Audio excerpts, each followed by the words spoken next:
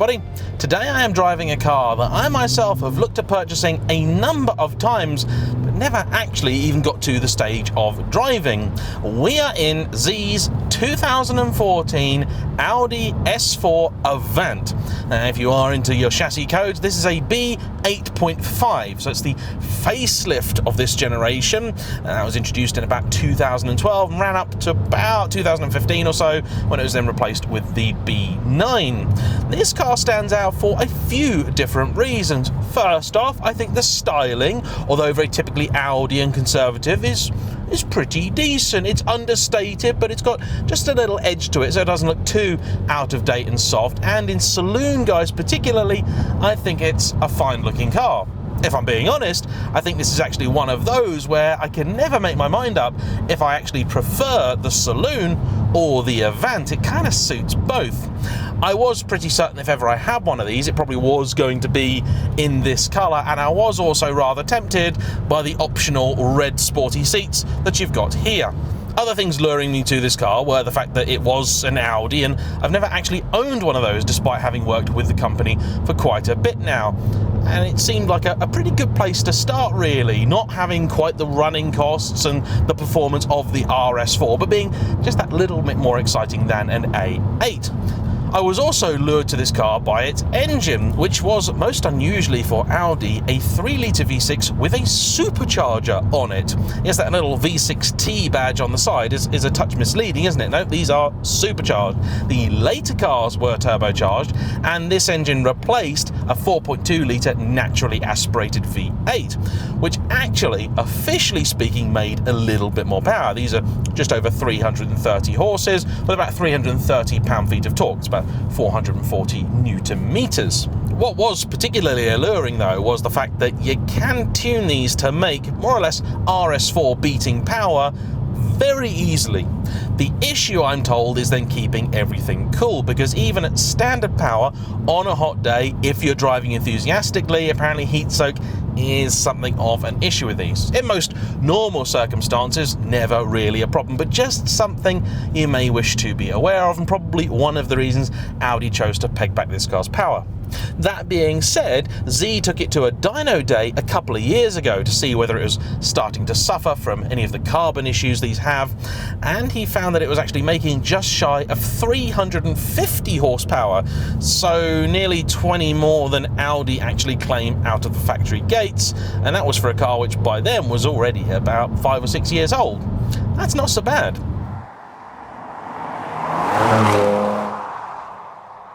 Pretty hard to believe, but this car is actually also entirely standard, and that was one thing that put me off buying these, because many of them were not. And when you get into sort of reasonably cheap to buy, easily modded Audis, you do start to wonder about who's owned it and the way in which the car has been cared for. I was also kind of put off by the price. I expected these to be a lot cheaper than they were, but the fact is, last time I checked, even a fairly cheap Ropey example was still going to fetch well over 10 grand, with about 15 to 16 being needed to get into something a little bit nicer. It's not also necessarily a quick decision as to whether you want an early or a late car either. I much prefer the looks of the later cars, both inside and out. You can tell because the later ones have got a slightly sharper setup for the rear lights and a few other changes. The interior is also a little bit nicer. However, these ditched hydraulic power steering in favour of an electromechanical setup. Confusingly, some of the press releases and things and buyer's guides I found for these cars said that they have electromagnetic steering. I did do a little bit of research, and I think maybe there is something electromagnetic about it, but for the sake of this review, I'm just going to call it electric steering. In the opinion of this car's owner, it's one of the few failings, and I've got to say it's not great. It's not as terrible as I feared. He has, and this is the only thing he's changed about the car, disabled the sort of lane keep assist warning that the car had, where essentially it would sort of jink the steering wheel about like that if it thought you were crossing over the white lines.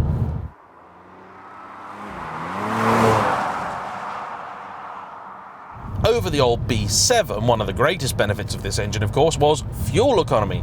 Now, Audi claim around 30 mpg, depending on whether you get saloon or estate, and You could even get these with a manual too. This one has the 7-speed S-Tronic, but that was one reason I was looking at these over an RS4 of the same generation. See, the B7 RS4 I do really love.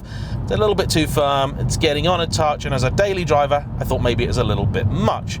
However, I was always tempted by the idea of a sort of sporty manual before I had the selection of cars that I got now, and this seemed to tick many boxes. So claim fuel economy is about 30 mpg, and on a run, you can definitely achieve that. In fact, Z's got about 36 to 37 out of it when you're being very sensible, obeying all the speed limits and all that jazz. And I have to say, as a long-distance cruiser, this thing seems absolutely fabulous. It's really quite comfortable, very nicely damped. I was kind of worried it'd be a little bit too stiff to enjoy, maybe sort of more set up like an RS4, but no, nothing of the sort. I can even place it reasonably easy, which on roads like this is very, very handy.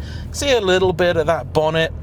The engine is quiet, it's refined, very smooth. The gearbox works really well too, which is never a given for an old dual clutch, but for moving around town. In fact, I've currently got a Range Rover Velar plug-in hybrid sat on the driveway, and being in this does start to make you wonder why you'd ever buy something like that. I haven't got round to fully testing the Range's fuel economy yet, but in terms of storage space, this is pretty much matching it.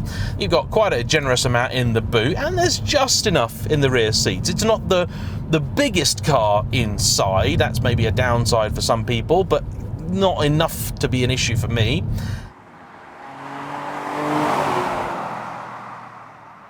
The weight of it, though, did always put me off just a touch. You see, this car tips the scales at just over, real world, 1.8 tons. That's quite a bit. I always wondered how it was that Audi managed to achieve it, considering they're so proud of all the aluminium that they go through, and still they deliver cars with sometimes quite shocking curb weights. Brakes, nice, smooth, easy to modulate. This car feels really well cared for. It is in very good condition. This car really is a credit to its owner, especially as it and he live in London, and that's an impossible place to try and keep a car nice. So he's been doing very well, because even if you don't drive your car, that city will just rip it in two for fun. It hasn't been perfectly reliable. It has had a couple of issues. A control arm got replaced because the bushing failed, but that I think we can call a wear and tear item. Less pleasantly though, the car did one day simply cut out. That was traced to a faulty fuel pump, and his original dealer more or less refused to help. Said, yeah, no, it's just a thing. It gets hot and the fuel pump fails in these. And this even went to Audi themselves, who weren't very helpful and kind of refused to do anything. And he said, well, look, this is still a car under proper factory warranty. Surely this can't be right. Fuel pumps don't just die, not at that age and mileage. And I went to another dealer and it was all sorted, no problem at all. It's very unfortunate that that happens, but it does on a fairly frequent basis. So then, as a cruiser, as a thing to cross continents, this seems like a rather nice car. I really like the interior. I think this is one of Audi's real sort of strongest moments. They'd moved things on quite a bit from where they were 5 years before, and this all felt, and to be honest, still feels like quite a nice thing to be in. All the displays are clear and easy to read. Okay, this is not the biggest, this dates it a little bit, but you've got Bluetooth.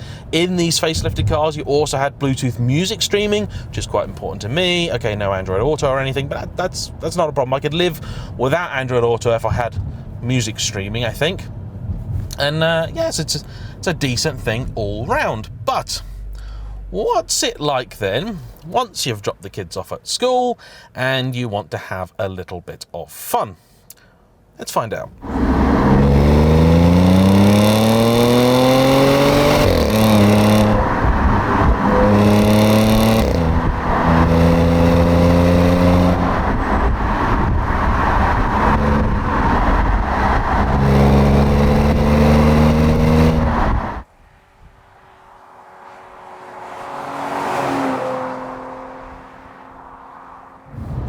This is not at all what I expected. This is easily one of the best riding cars I have ever driven down this road. as a sporty proposition, this thing, absolutely fantastic. Usually I have this sort of pre-prepared speech about how sport mode simply completely and totally ruins a car, but actually, even in sport mode, this is still quite pleasant. I'm going to move over to individual. The response from that engine low down is utterly sensational, really quite good. However, it is not a perfect thing. The engine does respond very strongly in the bottom half of the rev range, and instantly too, benefit of the supercharger over a turbocharger. However, once you get to about 4,500 RPM, it does really feel like its work is done. It has no interest whatsoever in going any further or faster. It'll get to the red line, which is just over 6,000, but it's not particularly fast. I can see exactly why so many people wanted to mod these. It really does feel like a car which has been a touch pegged back. The steering is also a definite weak spot. It wakens up in the most artificial way that I've really ever experienced. You just get to a certain speed and then it's like someone's just disabled the power assistance, which is almost certainly probably what's happened in the software here. The electric steering has just said, yep, I'm not needed anymore. But you don't get this sort of beautiful feel you'd expect from then unassisted steering. It's just heavy. There's no involvement, there's no excitement, there's no sort of joy in it. And you can pilot it at 7 or 8 tenths very, very quickly, very, very happily. It's a lovely thing all round. However, I do suspect if you were to try and push on a little bit harder, it could get itself out of shape quite quickly. You can tell even in dynamic mode that it doesn't have the best control of its body weight. I'm still on the fence as to whether I like the red seats or they are a little bit too much. However, as things to sit in, not to look at, they're spectacular. Really very comfortable and plenty supportive enough. It's the car that gives up before the seats. Gearbox is really quite nice though, very impressed with it given the age. I would love to have tried one of these with a manual and indeed a modified one. If you've got a modified one, I'd really like to try that and see how it compares. This car's got decent tyres on, Goodyear Eagle F1s, and I keep hearing good things about the new Eagle F1s. They are apparently the sort of new go-to tyre. They are giving Michelin a bit of a hard time. For the last few years, basically, if anyone wants a tyre recommendation, I tend to say Pilot Sport 4S if you can get them. Annoyingly, a lot of my cars you can't. These can make an absolutely delicious sound, really quite special. However, in standard guise, it's not the fruitiest. Not silent though, and you can definitely hear it from inside the cabin.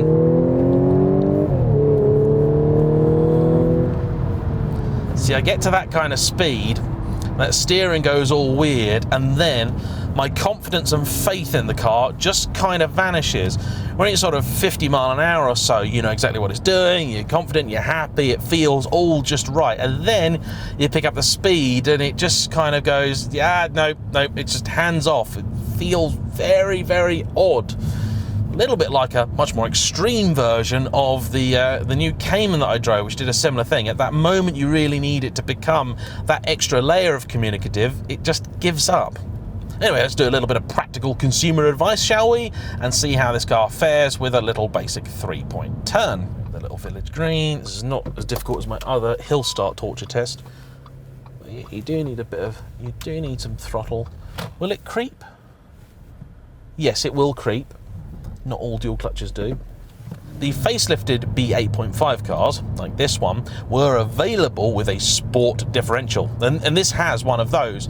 It's a much more aggressive setup than the regular car. I think it does have then a limited slip or limited slip capability in it, which means in sort of tight turns and things, it's a little bit more fun.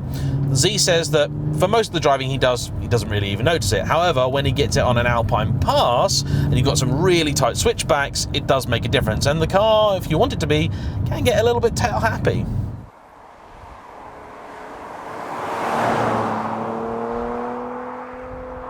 Never happens to me. I'm putting this car back into dynamic mode. Gonna push on just a little bit harder and see what happens if it goes as wrong as I think it will.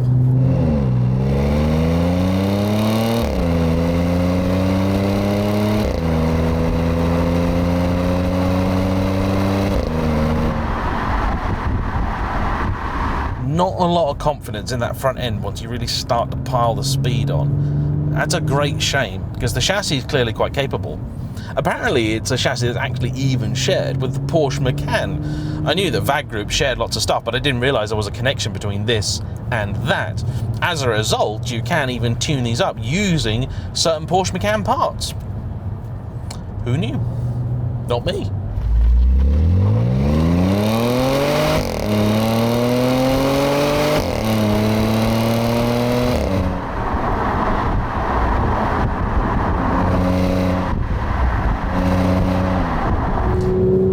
Yeah, it turns out what happens when you really start to push on one of these things, you do just get understeer. And I know that's a thing people will criticise every fast Audi for having. But the truth is, if this was an RS4, I'd be very upset with it. But it's not. And by the time you're doing counter set understeer, you were carrying a fair bit of speed. So I don't think it's really anything to worry about for the majority of drivers. And for those who are bothered by it, you were looking at the wrong car.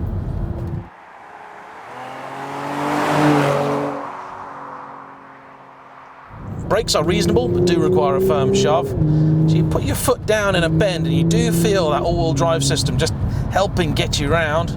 Of course, these were available only with Quattro. It's slightly annoying, actually. If you have manual mode in and you put your foot all the way down, it will still kick down. Don't like it when cars do that. It's actually, in some cases, wouldn't be very safe. You stop worrying about trying to make every apex and all that jazz. You'll find a car which is quite competent at going very briskly, isn't actually entirely uninvolving, makes a good sound, plenty of punch, excellent, pitch perfect response from low down. It was quite a bit up on torque versus the old V8. Even the RS4 couldn't match it for torque, and that's one of the reasons that when you tune these up, they are quite so quick. So if you want that last word in sportiness, then obviously the RS4 is going to be your car. However, typically with this kind of car, I'm always concerned that they maybe tried to make it too much of an RS4. Whereas this, I feel, has a very different identity. It really does feel more just like your regular car, amped up a little bit. It's still got the comfort, the compliance that I really want from a car like this. And to buy one of these at £15,000, it's a very, very tempting proposition indeed. This has been a real pleasant surprise. Anyway, that's enough from me. Please like, comment down below, subscribe if you haven't already, and I'll see you for the next one. Bye-bye.